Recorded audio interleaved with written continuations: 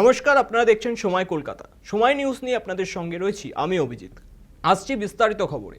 প্রথমেই যে খবরে নজর রাখব, এসএসসিতে নিয়োগ দুর্নীতি কাণ্ডে চাকরি হারানো গ্রুপ সি ও গ্রুপ ডি প্রার্থীদের ভাতা দেওয়ার সিদ্ধান্তে অন্তর্বর্তী স্থগিতাদেশ দিল কলকাতা হাইকোর্ট।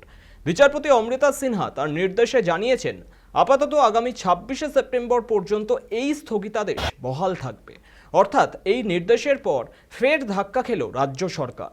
চলতি বছরের মে মাসে রাজ্য সরকার ঘোষণা করেছিল সুপ্রিম কোর্টের নির্দেশে চাকরি হারানো গ্রুপ সি প্রার্থীদের প্রতি মাসে 25,000 টাকা এবং গ্রুপ ডিদের 20,000 টাকা ভাতা দেওয়া হবে। এই সিদ্ধান্ত ঘিরেই শুরু হয় আইনি লড়াই। কলকাতা হাইকোর্টে চ্যালেঞ্জ করে মামলা দায়ের করে একাধিক পক্ষ। তাদের দাবি, এই ভাতা দেওয়া সুপ্রিম কোর্টের রায়ের সঙ্গে সঙ্গতিপূর্ণ নয়।